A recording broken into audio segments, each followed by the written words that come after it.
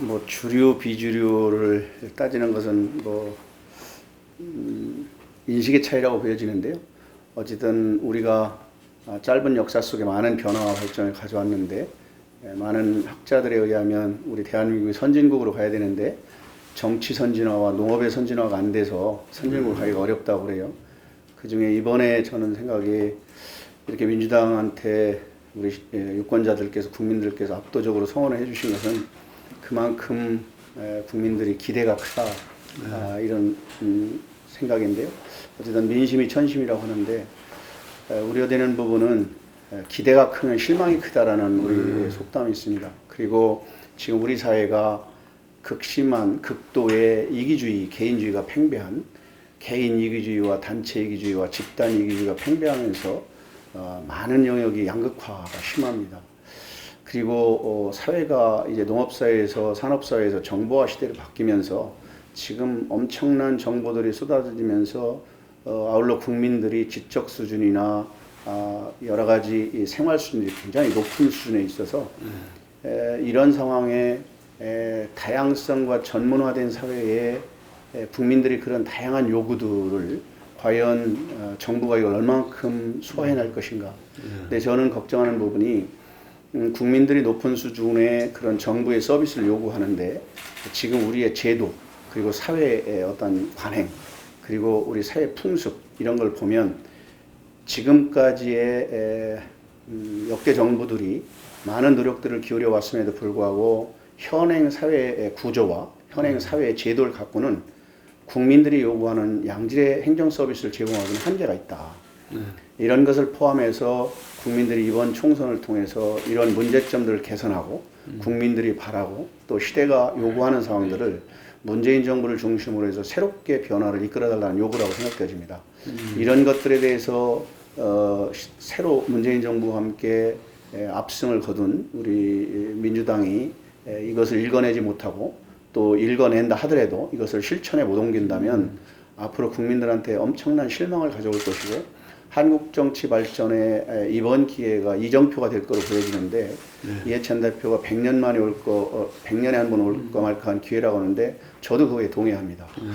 우리가 짧은 역사 속에 많은 변화가 있었지만 정치적인 그런 선진화를 못 가는 요인들을 이번 기회에 바꿔낼 수 있는 조류의 기회다 이렇게 생각되고, 특히 가능하면 여당과 야당의 힘을 합쳐서 정말 시대 정신에 맞는, 그리고 시대에 맞는 법률, 제도적인 개선, 그리고 여러 가지 문제가 되는 관행, 이런 것들을 이번 기회를 통해서 일수할 때만이 국가가 경쟁력을 가져올 수 있고, 그런 경쟁력을 통해서 우리 대한민국이 새롭게 도약할 수 있는 계기를 만들 수 있지 않을까 이렇게 기대해 봅니다. 이 시대적 과제를 어쨌든 문재인 정부와 여당에서 책임지고 풀어라. 그렇죠. 이런 민심이라는 거죠. 아니, 현장이 가장 기초지방 정부니까요. 국가의 정책이 성공을 거두려면 기초정부가 기초정부와 중앙정부 하나가 돼야 됩니다. 근데 지금 이제 뭐 저도 민주당 소속인데요.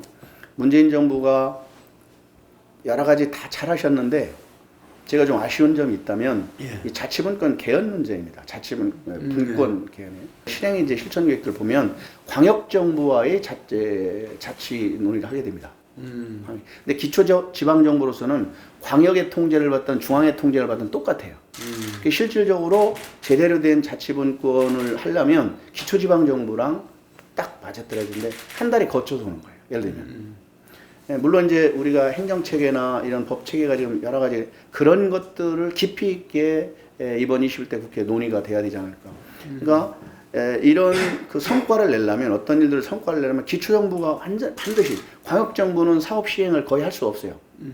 기초정부가 다 협력을 하지 않으면. 그러니까 지금 체계라면 어떤 대통령, 도지사, 시장이 같은 당이면 이게 이제 어떤 성향에 맞아서 이런 딱 성과를 내는데, 그렇지 않으면 잘 협조가 안 돼요.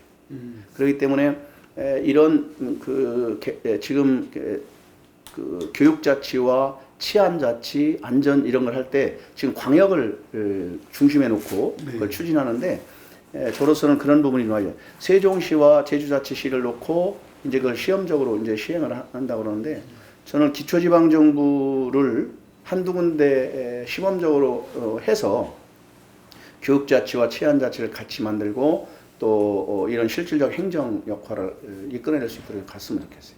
제가 민선 6기 때 이제 당진형 주민자치를 들고 나온 이유가 있습니다. 저희 당진시는 대한민국의 축소판입니다. 그러니까 넓은 해양이 있고요, 넓은 항만이 있고요, 또 넓은 평야가 있고요, 넓은 산업단지가 있고요, 도시가 있습니다. 그러니까 대한민국은 그러니까 외교 안보를 빼고 종합행정을 합니다. 예. 그런데 우리 대한민국이 교수님 아시다시피 한 40년 동안 경제적으로 사회적으로 성장을 엄청나게 했잖아요. 그런데 내적으로 들여다보면 굉장히 많은 문제점들을 내재하고 있습니다.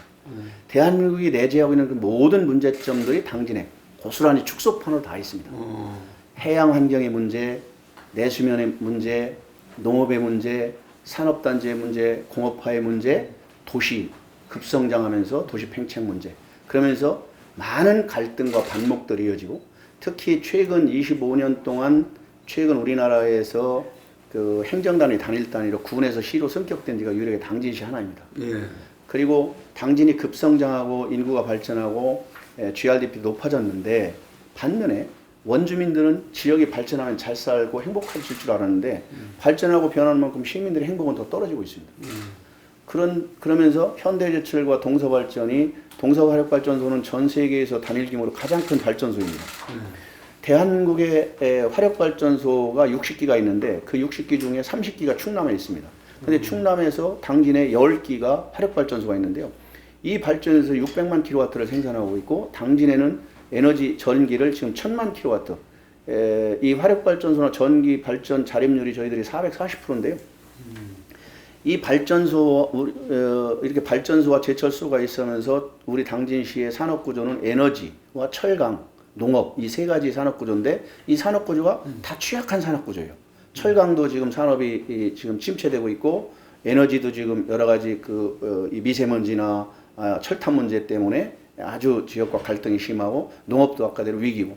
근데 우리 당진이 굉장히 발전하고 커질 거로 시민들이 기대했는데 이게 다 위기를 맞는 게 더 어려워진 거죠.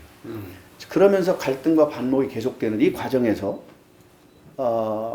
문제가 우리나라 법이 제가 집행을 하다 보니까 이 법이 국가와 국민을 위해서 대한민국 헌법 1조 1항에 대한민국 민주공화국을 천명하고 2조에 주권은 국민에 있고 모든 권력은 국민으로부터 있다라고 주권 국가를 선언합니다. 그럼에도 불구하고 주권이 보장받지 못하는 굉장히 많은 제도들이 있어요. 그 중에 우리가 발전소를 설립하면서 발전소는 이 전력수 계획에 의해서 국가가 이 에너지를 관리하고 있는데요. 전원개발촉진법과 전기사업법과 송전선로법 이 세 가지 법령을 가지고 있는데 이 세 가지 법령들이 개인의 주권을 전부 무시해요. 그러니까 산업부에서 발전소를 허가를 하면 19가지의 의제가 처리되고 그냥 그 허가가 떨어지는 거예요. 그러다 보니까 시민들은 국민들은 주인은 의사를 표명할 수가 없어요.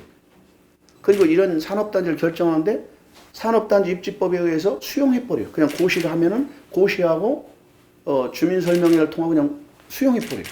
그러면 토지주인 주인은 국민의 기본권인 주권이 보장받지 못하는 사이예요.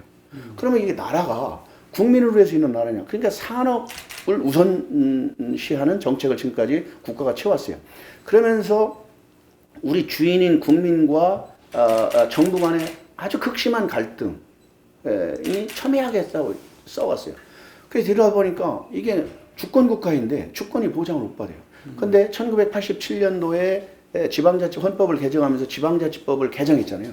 지방자치법 속에 97조인가에 지방자치법에 그 주민자치회를 두도록 돼 있어요. 주민자치회를. 근데 주민자치를 두되 주민자치회에서는 시행령을 두고 운영하도록 돼 있는데 주민자치회만 두도록 돼 있지 시행령을 만들지 않았어요.